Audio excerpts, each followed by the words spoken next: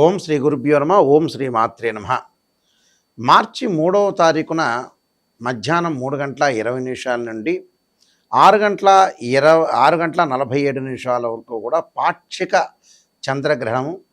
కొన్ని దేశాల్లో Singapore, China వంటి దేశాల్లో సంపూర్ణ చంద్రగ్రహణం అంటే కేతుగ్రస్తమైన చంద్రగ్రహణం మనకు మార్చి 3వ తారీఖున ఏర్పడుతుంది. మన భారతదేశంలో సహజంగా పాక్షికంగా కొద్ది స్పర్శ మాత్రమే కనపడుతుంటుంది. ఆ కొద్ది స్పర్శతోటి మన వాళ్ళు చాలామంది కూడా భయభ్రాంతులు చెందే అవకాశాలు అనేవి ఉంటాయి. కాబట్టి ప్రత్యేకంగా ఈ వీడియో చేయబడుతుంది. సహజంగా సూర్యుడు చంద్రుడు మధ్యలో భూమి ఉన్నప్పుడు, చంద్రుడు రాహు దగ్గర కానీ కేతువు దగ్గర కానీ ఉన్నప్పుడు మనకి చంద్రగ్రహణం అనేది ఏర్పడుతుంది. ఇది కేతుగ్రస్త పార్షల్ లూనార్ ఎక్లిప్స్ అంటాం మనం. ఈ పార్షల్ లూనార్ ఎక్లిప్స్ వల్ల ఎలాంటి ఫలితాలు రాబోతున్నాయి అంటే 320 దగ్గర నుంచి 647 వరకు కూడా గ్రహణం ఏర్పడుతుంది. సహజంగా మన దేశంలో ప్రత్యేకంగా మన తెలుగు రాష్ట్రాల్లో 6:15 నుంచి సాయంకాలం ఉంటుంది. ఎందుకంటే చంద్రగ్రహణం అంటే సాయంకాలం పూట ఏర్పడే గ్రహణం. ఆ గ్రహణంలో మనకి కొద్ది సమయం మాత్రమే ఉంటుంది. అంటే 6:15 నుంచి 6:47 వరకే పార్షల్ లూనార్ ఎక్లిప్స్ మాత్రం ఏర్పడుతుంది. ఈ చంద్రగ్రహణం యొక్క ప్రభావం వల్ల ద్వాదశ రాశుల వాళ్ళకి ఏ విధంగా ఉందో ఒకసారి తెలుసుకుందాం. ఈ గ్రహణం వల్ల తులారాశి వాళ్ళకి, వృశ్చిక రాశి వాళ్ళకి, మీనరాశి వాళ్ళకి, మిథున రాశి వాళ్ళకి అనుకూలమైన ఫలితాలు అనేవి జరుగుతాయి.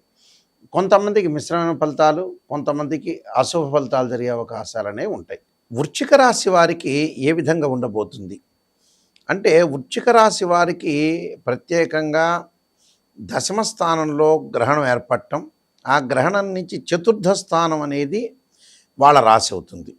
అంటే ఏదైతే వీళ్ళకి దశమ స్థానంలో గ్రహణం ఏర్పడటం వల్ల కొన్ని మంచి ఫలితాలు జరిగే అవకాశాలు ఎక్కువ ఉంటాయి.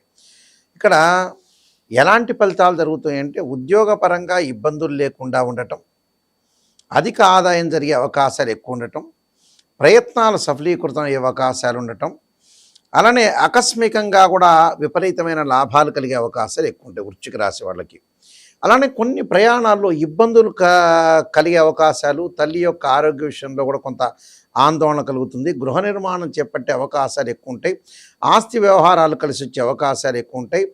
వాహనాలు కొనుగోలు చేయటం, ఆర్థిక సంబంధమైన విషయాల్లో కూడా వీళ్ళకి చాలా అనుకూలమైన ప్రయత్నాలు సాగిస్తారు. అంటే కొన్ని మిశ్రమైన ఫలితాలు బాగా ఎక్కువగా ఉంటాయని చెప్పుకోవచ్చు. దానివల్ల పెద్ద ఇబ్బందులు కలిగే వాతావరణం అనేది లేదు. వీళ్ళు చక్కగా గ్రహణ సమయంలో హనుమాన్ చాలీసు, సుందరకాండ పారాయణం చేయాలి. అదేవిధంగా భగవంతుడి యొక్క శివుడి యొక్క ఆరాధన చేయటం వల్ల కూడా చాలా మంచి జరుగుతుంది. హనుమాన్ చాలీసు, సుందరకాండ పారాయణంతో పాటు తత్పురుషాయ మహాదేవాయ ధీమహి తన్నో రుద్ర ప్రచోదయాత్ అనే మంత్రాన్ని 108 సార్లు చదువుకోవాలి. వీళ్ళకి మిక్స్డ్ రిజల్ట్స్ వచ్చే అవకాశాలు ఎక్కువగా ఉంటాయి. అంటే ఆర్థిక పరంగా ఉండే ఇబ్బందులు ఉండవు, కానీ ప్రయాణాల్లో ఇబ్బందులు కలిగే అవకాశాలు, తల్లి ఆరోగ్య విషయంలో కొంత ఆందోళన కలిగించడం ఒకటి, గృహ నిర్మాణం చేపట్టే అవకాశాలు, అన్ని వ్యవహారాలన్నీ కూడా అనుకూలంగా ఉంటాయి. కానీ కొన్ని చికాకులు కలిగే అవకాశాలు ఉంటాయి. కాబట్టి కొద్దిగా జాగ్రత్త పడి ముందుకు వెళ్ళాలి. మనకి ఈ గ్రహణం అనేది పాక్షిక కేతుగ్రస్త చంద్రగ్రహణం అంటాం మనం. ఈ పాక్షిక కేతుగ్రస్త చంద్రగ్రహణము యొక్క దోషం పోవాలంటే కొన్ని రాశుల వాళ్ళకి అనుకూలంగా ఉండదు, కొన్ని రాశుల వాళ్ళకి అనుకూలంగా ఉంటుంది.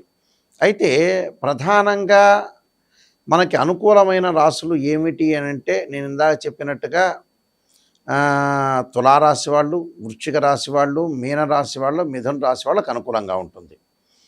మిగతా రాశుల వాళ్ళు అనుకూలం లేని రాశులు మిగతా రాశులు ఉన్నాయి. కాబట్టి మధ్య రకంగా ఉండే రాశులు, చెడు రాశులు, వీళ్ళందరూ కూడా ప్రధానంగా చెడు రాశులు అనంటే గ్రహణం ఏ రాశిలో పడుతుందో దాని యొక్క ప్రభావం అనేది ఎక్కువగా ఉంటుంది. సింహరాశిలో ప్రభావం ఉంది. కాబట్టి సింహరాశి వాళ్ళు కొంత ఆరోగ్యపరంగా ఇబ్బందులు కాకుండా, వాహన ప్రమాదాలు జరగకుండా, ఎలాంటి కీడులు జరగకుండా కొద్దిగా జాగ్రత్త వహిస్తే సరిపోతుంది. ఈ రాశి వాళ్ళు ప్రత్యేకంగా చంద్రుడు యొక్క ప్రతిబింబాన్ని, అలానే సర్పానికి సంబంధించిన ప్రతిబింబాన్ని దానం చేయటం చాలా మంచిది. అలానే ఈ గ్రహణం రోజున జపం చేసుకోవాలి, సర్పజపం చేసుకోవడం చాలా మంచిది. అలానే క్షీరపుత్రాయుధి అమృతతత్వాయుధిమే తన్నో చంద్ర ప్రచోదయాత్ అనే మంత్రాన్ని చదువుకోవాలి.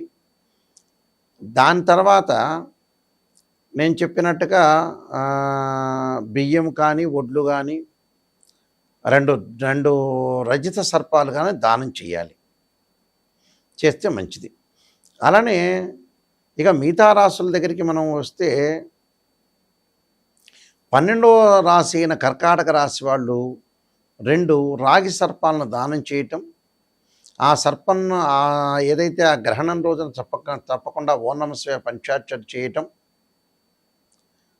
పంచాక్షరి చేయటంతో పాటు చక్కగా చంద్రుడి యొక్క జపాన్ని, కేతు యొక్క జపాన్ని చేసుకోవడం చాలా మంచిది. అలానే ప్రధానంగా వృషభ రాశి వారు వచ్చేటప్పటికల్లా వాళ్ళు చేయాల్సిన పని ఏమిటి అని అంటే రవి చంద్రుల యొక్క ప్రతిబింబాలు దానం చేయటం, అలానే భగవంతుడి యొక్క ధ్యానము, నాగరాజాయ ధ్య పృథ్వీధరాయ ధీమే తన్నో సర్ప ప్రచోదయాత్ అనే మంత్రాన్ని చదువుకోవాలి.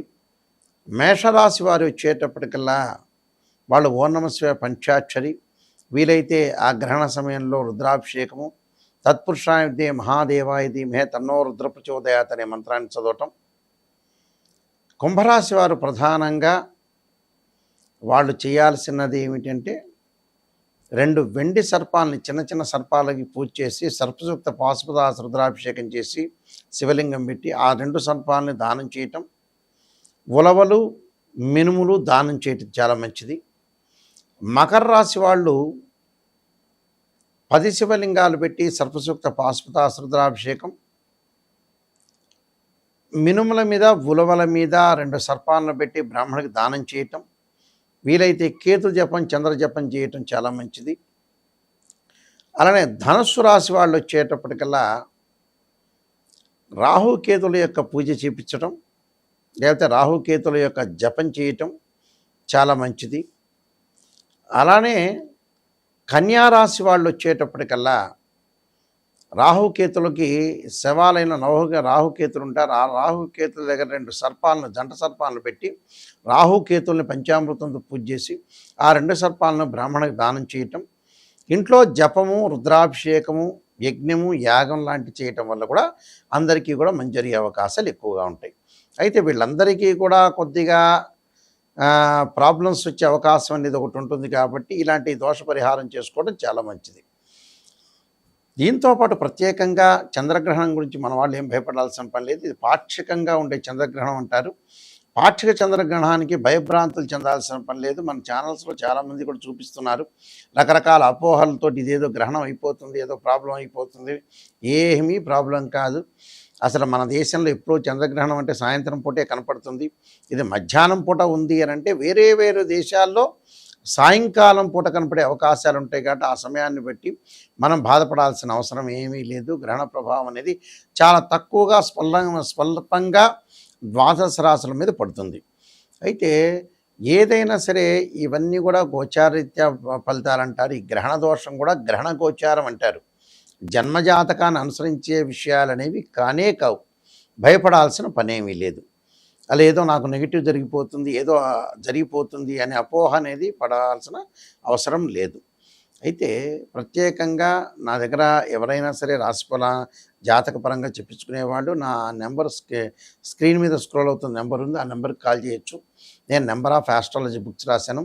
కాలసర్ప యోగము, కాలసర్ప యోగ చంద్రిక, రాహుకేతులు, ఛాయాగ్రహాలు, అలానే పుత్రగణపతి వ్రతము, వాహ మార్తాండము, జాతక చంద్రిక, సర్వదేవతా గోత్రులు పార్ట్ 1 పార్ట్ 2, స్వప్నశాస్త్ర ఫలదీపిక, ప్రొడక్షన్ ఆఫ్ ఆస్ట్రాలజీ, ఇలాంటి నెంబర్ ఆఫ్ ఆస్ట్రాలజీ బుక్స్ రాశాను. ఏదైనా ఒక రాశిచక్రాన్ని అనాలిసిస్ చేయాలంటే మీరందరూ కూడా గమనించాల్సిన విషయం ఏమిటంటే ఫస్ట్ జాతకంలో పాజిటివ్ కంటే కూడా యాక్చువల్గా నెగిటివ్ ఎక్కడ ఉంది అని తెలుసుకోవాలి. పాజిటివ్ అంటే ఏమిటి మనకు తెలుసా? పాజిటివ్ మనకు ఎలా జరగబోతుందని, మన భవిష్యత్తు మనకి ఏ మనిషికైనా సరే మేము చెప్పకముందే అతని యొక్క లోపాలు తెలుస్తాయి, అతని యొక్క క్యారెక్టర్లో ఉండే విషయాలు తెలుసు, అన్ని రకాలుగా తెలుసు. నెగిటివ్ తెలుసుకొని ఆ నెగిటివ్ ఎప్పుడు అనేది పోతుందని తెలుసుకోండి మీరు. నెగిటివ్ చెప్పించుకోండి. ఎక్కడైనా సరే గురువు గారి దగ్గరికి వెళ్ళినప్పుడు పాజిటివ్, నెగిటివ్ రెండూ ఉంటాయి. ఆ నెగిటివ్ తెలుసుకున్నామంటే ఇప్పుడు ఒక మనిషిలో వ్యక్తిత్వంలో 50% పాజిటివ్ ఉంటుంది, 50% నెగిటివ్ ఉంటుంది. పాజిటివ్ తెలుసుకోవాల్సిన అవసరం దానికంటే కూడా నెగిటివ్ తెలుసుకుంటే ఆ 50% మనం తగ్గించుకుంటే 100% పాజిటివ్ అవుతాం. ఎందుకంటే శ్రేయ లోపం పెరుగుట పెద్ద విద్య, లోపం ఎరిగిన వాడే పూర్ణుడవుతాడు. అందువల్ల నిజాన్ని తెలుసుకోండి. నిజాన్ని తెలుసుకొని ముందుకు వెళ్తేనే మంచిది. చాలామంది కూడా పాపం నెగిటివ్ అంటే ఇష్టం లేదు, పాజిటివ్ అంటే ఇష్టం. పర్లేదు, ఆ పాజిటివ్ చెప్పొచ్చుకొని మన అబద్ధాల ముసుగులో జీవించాల్సిన అవసరం లేదు. వాళ్ళే నష్టపోతారు. ఎప్పుడూ కూడా మన లైఫ్ని మనం ఎప్పుడూ కూడా మోసం చేసుకోకూడదు. సత్యాన్ని గ్రహించుకోవాలి.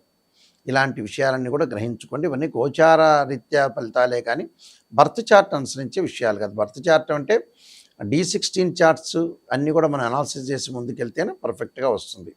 www.nayakanti.com కానీ nayakanti.in కానీ మీరు చూడండి. చూసిన తర్వాత మీరు జాతకపరంగా ఎవరైతే నిజంగా జాతకాన్ని చెప్పించుకునే వాళ్ళు మాత్రమే నాకు ఫోన్ చేయండి. బాగుపడాలి, నిజం తెలుసుకోవాలనే వ్యక్తులు మాత్రమే ఫోన్ చేయండి. మీ అందరికీ కూడా గ్రహణం వల్ల ఎలాంటి ప్రాబ్లమ్స్ వచ్చే అవకాశం లేదు. ఏం భయపడాల్సిన పని లేదు. మీ అందరికీ కూడా ఈ శ్రీ పరమేశ్వరుడి యొక్క కరుణాకటాక్షం ఉండాలని ఆశిస్తూ సర్వే జనా సుఖినో భవంతు.